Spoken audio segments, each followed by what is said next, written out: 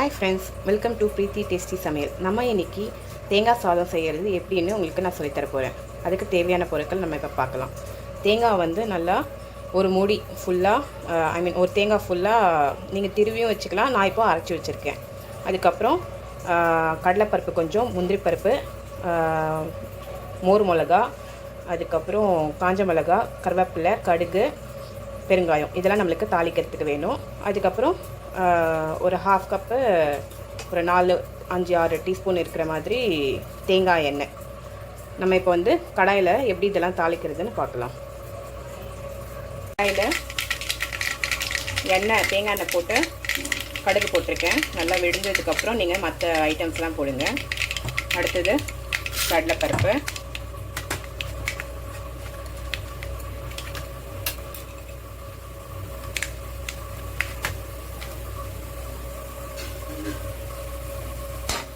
சிம்லேயே வச்சுக்கோங்க.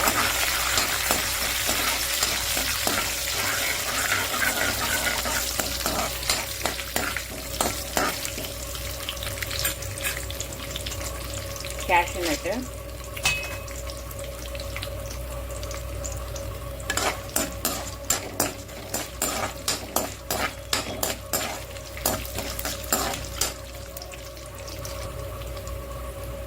Cashew nut இல்லாதவங்க வேர்க்கடலை கூட நீங்கள் தோலை உரிச்சிட்டு போடலாம். இது ஓரளவுக்கு கோல்டன் ப்ரௌன் வர வரைக்கும் நீங்கள் இப்படி வதக்குங்க.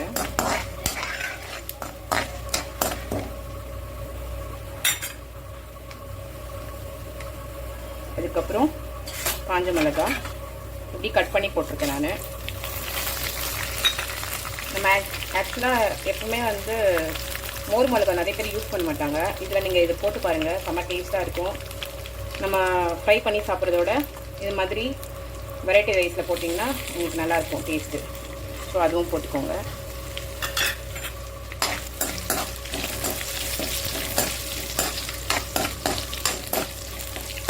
நல்லா அந்த வாசனை, ஃப்ரை பண்ணுற வாசனை வரும். நீங்கள் சிம்லேயே வச்சுக்கோங்க, ஹையில் வச்சிடாதீங்க.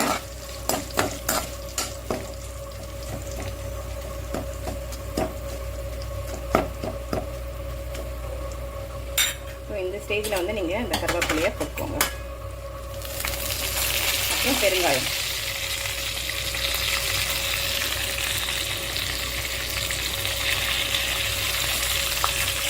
நல்லா ஃப்ரை பண்ணிக்கோங்க.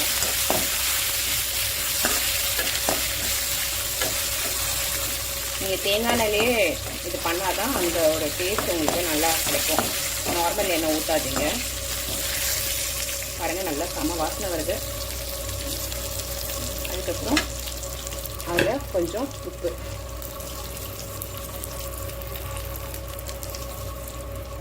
நம்ம வந்து சாதத்தை வந்து நல்லா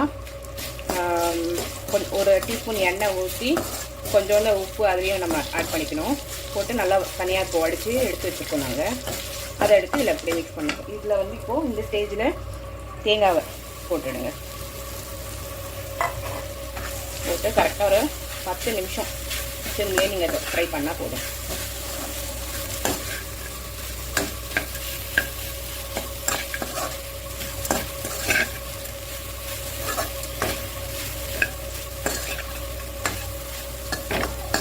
அதுக்கப்புறம் உங்களுக்கு உப்பு பத்தலைன்னா நீங்கள் தேவையானதான் போட்டுக்கலாம்.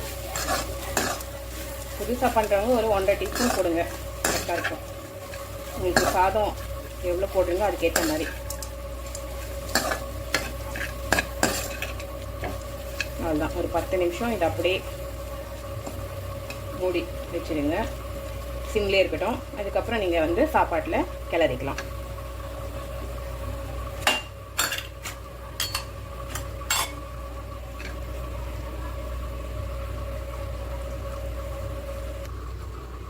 ஏதோ நம்மளோட அந்த 10 நிமிஷம் முடிஞ்சிருச்சு. பார்த்தீங்கன்னா இந்த கோல்டன் ப்ரௌனில் வரும். அப்போ நீங்கள் கடாயில் அந்த ஸ்டவ் ஆஃப் பண்ணிவிடுங்க. அதுக்கப்புறம் சாதம் வெந்ததுக்கப்புறம் இதை வந்து அப்படியே அந்த சாப்பாட்டில் வந்து நீங்கள் கிளறிக்கலாம்.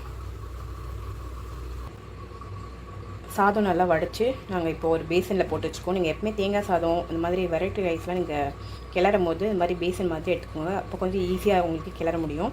இது மாதிரி உதிரி உதிரியாக இருக்கணும். இல்லைன்னா உங்களுக்கு குழந்ததுன்னா நல்லா இருக்காது ரைஸு. இப்போ நம்ம அந்த தேங்காயெலாம் வதக்கி வச்சுருந்தோம்னா அதை எடுத்து இதில் மிக்ஸ் பண்ணிடலாம்.